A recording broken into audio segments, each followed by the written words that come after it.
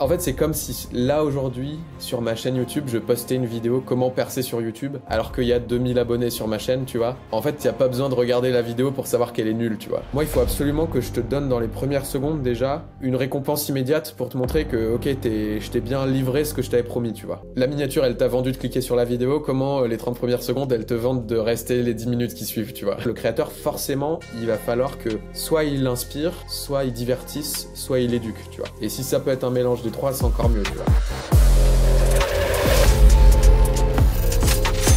Avant de connaître tous ces secrets, réussir sur YouTube et dans la création de contenu, c'est aussi savoir s'éduquer pour améliorer ses compétences, toujours apprendre, toujours se renouveler. Et quoi de mieux aujourd'hui que notre partenaire Audible qui vous offre, avec le lien en description, un livre audio. Et ça tombe bien parce qu'en plus, on l'a sélectionné pour vous, pour réussir et avoir toutes les clés pour réussir sur YouTube. Les secrets des grands YouTubeurs. Comment réussir sur YouTube en 2024? On va aborder le sujet avec Baptiste, qui a fait une vidéo qui a emballé tout YouTube. Je dis tout YouTube parce que tous les gens que je connais l'ont vu et l'ont remarqué. Baptiste, tu as fait une vidéo sur un YouTuber qui est très connu côté américain, qui s'appelle Alex Hormozy. Qu'est-ce que tu peux nous dire sur les techniques que Alex il met en place pour vraiment se développer sur YouTube en 2024? En fait, Alex Hormozy, il a vraiment dominé le YouTube game et il a même lancé des tendances. Donc, on voit pas mal d'entrepreneurs qui essaient de faire comme lui, tu vois, qui vont copier les mêmes shorts, les mêmes formats et tout. Et lui, il a vraiment pété. Alors, on peut avoir l'impression qu'il a pété très vite, dans le sens où là, tu vois, il a genre 2 millions d'abonnés aujourd'hui. Et en fait, t'as dit un truc dans ton intro, t'as dit Alex Hormozy, c'est un YouTuber qui marche bien et tout. Et en fait, là où ça marche bien, je pense pour lui, c'est que justement, en fait, lui, il n'est pas YouTuber. Genre, il n'est pas créateur de contenu. C'est plutôt genre un entrepreneur. Genre, tu vois, la création de contenu, c'est une partie de son activité, c'est la face un peu émergée de l'iceberg que nous on voit. Mais en vrai, tu vois, son quotidien, c'est que il est quand même sur le terrain, tu vois. Il est en train de monter son entreprise, d'accompagner d'autres entreprises à marcher. Et du coup, forcément, quand il allume sa caméra et qu'il raconte des trucs, c'est très vite fascinant et on se fait très vite prendre dans le truc parce que le mec, en vrai, il est sur le champ de bataille, tu vois, toute la journée et en fait, il sait de quoi il parle. Et je pense que ça amène sans doute une première notion d'un bon contenu YouTube, quoi, qui est en fait ce qu'on raconte, tu vois, dans nos vidéos, bah, est-ce qu'on a le droit d'en parler? Est-ce qu'on est légitime pour en parler? Ou est-ce que en fait, on n'est pas en train de juste répéter le contenu des autres en faisant une version moins bien? Oui, tu as bien mis l'accent sur le fait d'utiliser des choses que les gens ils ont fait dans leur vie, ne pas parler de choses qui n'ont pas été faites. Et du coup, ça te donne un certain crédit que toi, notamment, tu utilises dans tes vidéos, tu racontes des choses que toi, tu as déjà faites sur le terrain. Il y a un vrai enjeu à parler de trucs.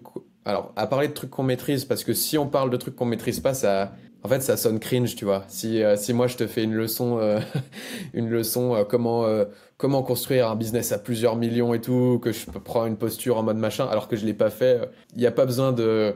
En fait, c'est comme si là aujourd'hui, sur ma chaîne YouTube, je postais une vidéo comment percer sur YouTube, alors qu'il y a 2000 abonnés sur ma chaîne, tu vois. Ouais. En fait, il n'y a pas besoin de regarder la vidéo pour savoir qu'elle est nulle, tu vois. Genre, il y a des preuves irréfutables que si je le savais, bah en fait, je l'aurais fait. Et donc, ce que je veux dire par là, c'est du coup, là où Hormozy il est excellent, c'est qu'il parle que sur des sujets où il a des preuves irréfutables de ce qu'il fait. Et ça, c'est une manière du coup de faire du contenu qui est excellent. Mais c'est pas la seule manière. Bah, parfois, on a aussi envie, tu vois, de s'exprimer sur des sujets où bah, on n'a pas forcément des preuves irréfutables, on n'a pas encore l'expérience pour, et pourtant on a envie. Et du coup, bah, dans ce cas de figure-là, bah, tu as d'autres manières d'y arriver. Moi, il y en a une que j'ai utilisée qui est de commenter le travail des autres. Tu vois, j'ai pas une chaîne YouTube qui est hyper puissante et tout. Pour autant, j'ai pu faire cette vidéo sur Hormozy en disant, bah, lui, il a fait ça et on va analyser ça. Et du coup, ça me permet en fait par procuration, en gros, de traiter ces sujets-là sans moi avoir une posture de je vous apprends la vérité, mais plutôt une posture de bah, lui, il a fait ça, voilà comment il l'a fait. T'en as un deuxième qui est plutôt la documentation, le building public, qui est de dire je suis en train de faire ça. Par exemple, moi, c'est ce que je fais aussi sur, tu vois, moi j'ai une agence de vidéo en gros, et j'estime pas encore qu'elle soit assez fat pour pouvoir me permettre de faire des contenus en mode tutoriel, créer une agence et tout. Ouais. Plutôt dire, bah voilà ce que je suis en train de faire, ce qui est en train de marcher pour moi, et je vais plutôt documenter le parcours, tu vois. Ça, c'est une deuxième posture qui peut bien marcher. Et la troisième posture, je pense, c'est simplement aussi de se dire, bon bah ok, avant de partager, qu'est-ce que je peux faire dans la vraie vie pour être digne de partager, quoi. Ouais. Et du coup, il mentionne quelque chose dans une partie de la vidéo. Il dit que il pensait qu'il était grave fort en business et qu'un jour, il voit Kylie Jenner sur la couverture de Forbes et il se dit, bah en fait, j'ai rien compris. Et du coup, il se redirige vers en fait créer ce qu'on appelle vraiment une marque, genre poster de manière quasi, enfin plus que journalière. Et il y a un côté hyper production où il te dit que plus tu vas poster, plus tu vas devenir meilleur. Et plus au final, non seulement la quantité fera que plus de gens vont te trouver, mais au final, à la fin, ton contenu il sera de meilleure qualité. Et du coup, tu vas percer, quoi. En fait, la marque, pour simplifier le truc, c'est de dire, c'est la réputation, tu vois. Et effectivement, lui, l'hyper présence, l'hyper production, le fait de donner de la valeur toujours plus, fait que sa réputation, elle augmente, elle augmente, elle augmente. Parce que, en gros, plus du coup il va donner de valeur et plus il va donner gratuitement des trucs mieux que ce que les autres vendent, plus nous, tu vois, en tant que viewer, on va se dire, mais c'est un ouf, lui. Genre, son contenu est mieux que tout ce qu'il y a, c'est gratuit. Et plus ça va créer la réciprocité, tu vois. Plus on va se dire, bah lui, en fait, le jour où il veut vendre un truc, je l'achète sans regarder, Ouais, quoi. complètement.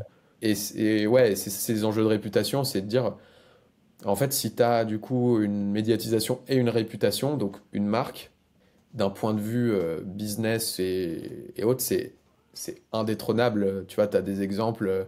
Je pense que les meilleurs exemples en France, c'est, tu vois, enfin, un exemple qui parle, c'est Mister V. Le mec, il lance une marque de pizza.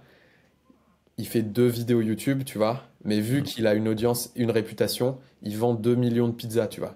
Ouais. Ce sont des chiffres comparables à genre des vraies chaînes de pizza qui sont là depuis des années, qui ont des restaurants partout en France et tout. Lui, le mec, il fait 2 vidéos YouTube, il vend 2 millions de pizzas, tu vois. Et du coup, tu suggérais que avec le temps, parce que tu as parlé de Mister V, il y a d'autres youtubeurs, pour revenir peut-être en France, Ouais. comme tu as dit, qui ont fait des pauses par rapport à cette hyper-production. On se disait qu'il y a le côté peut-être Alex Hormozy qui est comme ça, Alex Hormozy, pardon, et du coup, il y a quand même pas mal de youtubeurs qu'on voit qui reviennent dans la simplicité et qui arrivent à percer quand même. Tu as parlé d'un youtubeur, je crois qu'il fait du sport, ou il fait Ouais, des ouais. vidéos dans sa cuisine, sans faire du montage, sans que ça soit super produit. Et du coup, ça marche quand même. Donc, il y a en ce moment deux écoles. Il y a une première école qui te dit, ouais, faut que ton contenu il soit de super qualité, faut que tu poses beaucoup. Donc, tu as le côté quantité-qualité. Et on se rend compte qu'il y a quand même des gens qui y arrivent sans faire tout ça et qui se concentrent un peu sur le contenu. T'as deux réalités qui coexistent, tu vois. T'as le côté, ok, on va faire des vidéos ultra dynamiques, full rétention, avec du storytelling, un truc full travaillé et tout. Et on va garder l'attention de viewer, tu vois, toujours plus de cuts, toujours plus ouf, des trucs toujours plus grandioses. Et ça marche. Mais ça peut atteindre ses limites, dans la mesure où ça peut saouler l'audience, tu vois. Au bout d'un moment, on en a marre. La caricature du truc, c'était certaines vidéos de McFly et Carlito où, tu vois, ça pouvait arriver jusqu'à... Et moi, j'adore hein, ce qu'ils font, mais ça pouvait arriver jusqu'à des trucs où ça cut dans tous les sens. Et genre, t'es là, genre, tu te fais... bah, c'est genre MrBeast, tu vois. Ouais, Ça te retourne le cerveau. Donc l'audience, donc nous, ça finit par nous saouler, tu vois, ça peut être saoulant au bout d'un moment. Et la deuxième limite, c'est même le créateur, au bout d'un moment, la quête du toujours plus, bah, au bout d'un moment, ça explose dans le sens où tu peux pas faire.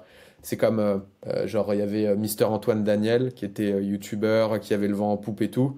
Il avait une série, un concept, What the Cut, et à chaque émission, il augmentait le niveau, tu vois, de production. Et sauf qu'au bout d'un moment, en fait, il pouvait plus. Et donc, il a arrêté. Et c'est un peu l'écueil.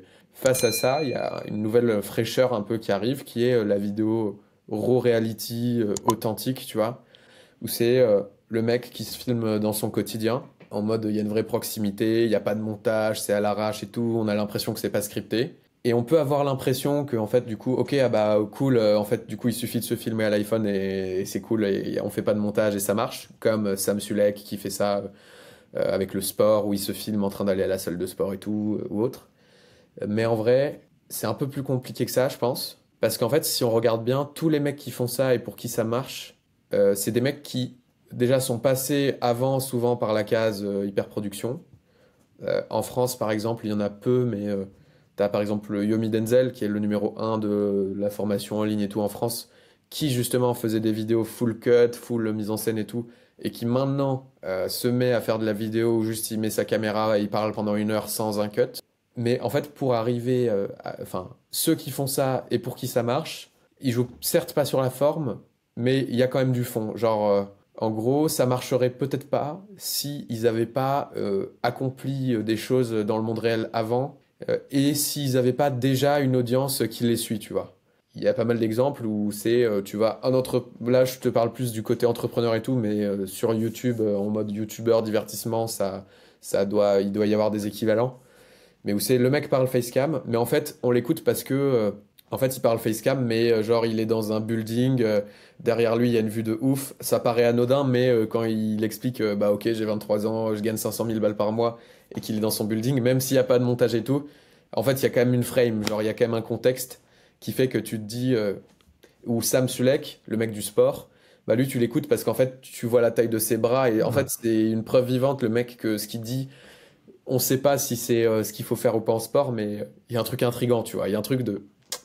Il connaît un truc que je connais pas, tu vois. Et c'est sur sa gueule, en fait. Ou Ouais, dans le décor. c'est écrit sur lui, ouais. Je dirais que cette trend-là, authenticité, elle est cool. Mais là, peut-être une bonne question à se poser, c'est se dire. Enfin, en fait, les mecs pour qui ça marche, soit ils ont des. Ou alors c'est des mecs qui sont forts en storytelling et tout, qui sont captivants. Et, euh, et voilà, nous, si on veut garder l'attention de quelqu'un pendant 1 heure facecam, bah, soit faut qu'on parle d'un truc qu'on connaît vraiment très bien, tu vois. Soit, je sais pas si on va être plus divertissant ou ouais, on va mieux captiver l'attention qu'un épisode de Netflix, tu vois. Ouais. Donc il y a un enjeu à se dire, tout le monde peut pas le faire, je pense.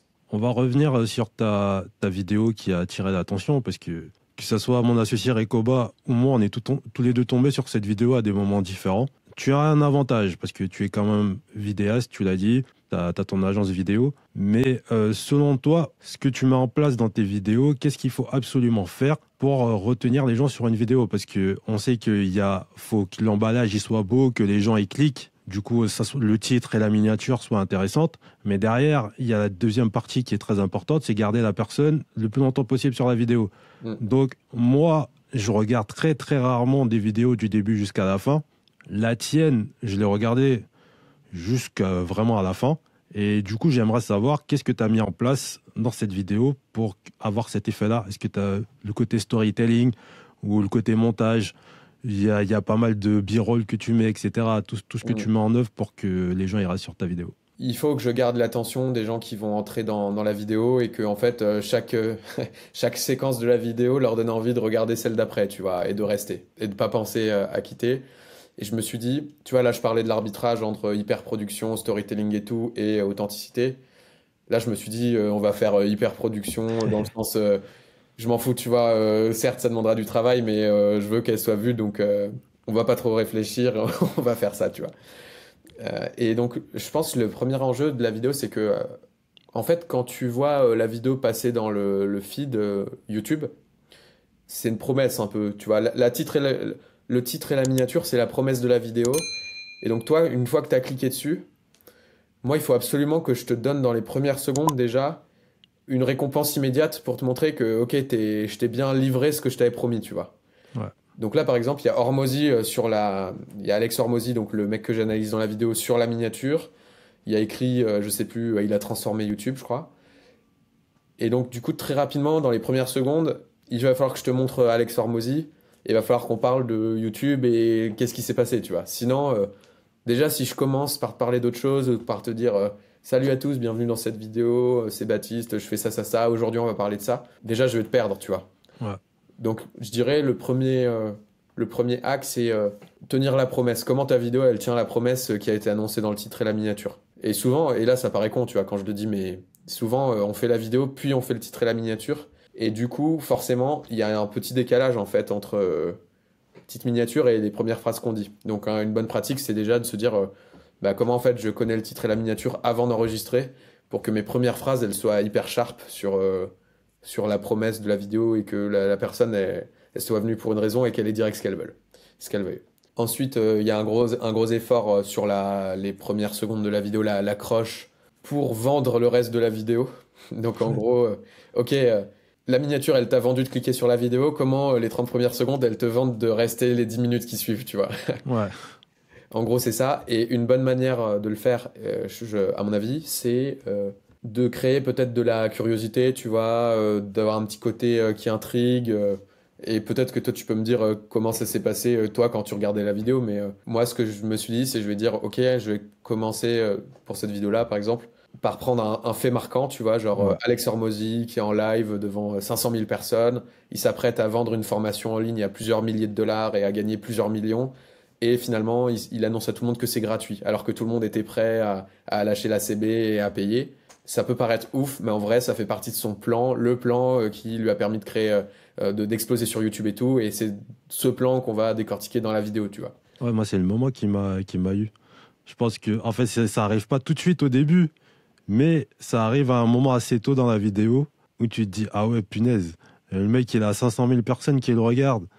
Et il peut vendre ne serait-ce que 10 euros la formation, ça lui fait une grosse somme. Et là, du coup, il dit à tout le monde, bah, du coup, ce sera gratuit. Il y a une certaine émotion que ça provoque chez la personne, parce que ce que ça a fait chez moi, je me suis dit, ah ouais, quand même. Et pourquoi il a fait ça? Et tu vois, ne serait-ce que se dire pourquoi il a fait ça, c'est là où tu m'as eu. Et du coup, j'ai continué à regarder pourquoi, en fait, du coup, la réponse. Si l'intro, elle crée de la curiosité ou de l'intérêt, ou elle ouvre une boucle, en gros, qui devrait être fermée par la vidéo, tu vois. C'est genre, elle ouvre ouais, t'as une raison de rester, quoi. Et voilà. Et là, en l'occurrence, c'était sur de la curiosité. Voilà, je pense que ça, c'est une bonne première question à se poser pour avoir une vidéo qui a ses chances, en tout cas, de garder l'attention de la personne. Une fois que ça s'est géré, et bah, il y a un enjeu à te donner envie de rester tout au long de la vidéo. Et donc là, c'est plus comment bah, déjà toute la vidéo t'apporte des éléments de réponse, de la valeur qui font que ça vaut ton temps, quoi. Et comment aussi la mise en scène est un peu optimisée pour, quand je dis la mise en scène, c'est le montage, pour que ton attention soit conservée. Dans une vidéo, il y a un contrat invisible, tu vois, entre le créateur et le viewer, qui est, bah, le viewer, il va quand même laisser de son temps et son attention, qui est ultra précieuse en vrai. Parce que quand on y pense, on a tous plein de trucs à faire dans la vie qu'on n'a pas le temps de faire, on a tous plein de proches qu'on a envie de voir, on n'a peut-être pas le temps de tous les voir. Et donc ça coûte quelque chose de regarder une vidéo, tu vois, dans le sens où faut que ça vaille le coup, quoi. Ouais. Et donc en échange, le créateur, forcément, il va falloir que soit il inspire, soit il divertisse, soit il éduque, tu vois. Et si ça peut être un mélange des trois, c'est encore mieux, tu vois. Là, en l'occurrence, moi j'ai essayé de faire plutôt divertir et éduquer. Divertir par la forme, le montage et tout, et éduquer par le fond de ce qu'il y a dedans, tu vois. Ok. Un truc qui garde bien l'attention, c'est les émotions, tu vois. On adore, on kiffe, tu vois, ressentir des émotions. Moi, en tout cas, ce que j'essaie de faire dans les vidéos que je fais quand je travaille un montage comme ça, c'est de me dire, bah, en fait, comment je peux choisir des musiques qui vont mettre en valeur l'émotion que je veux. Donc, par exemple, quand le mec, il annonce que c'est gratuit, la formation, et que tu vois tous les gens qui sont comme des oufs dans le public, bah, je me dis, bah, Ouais.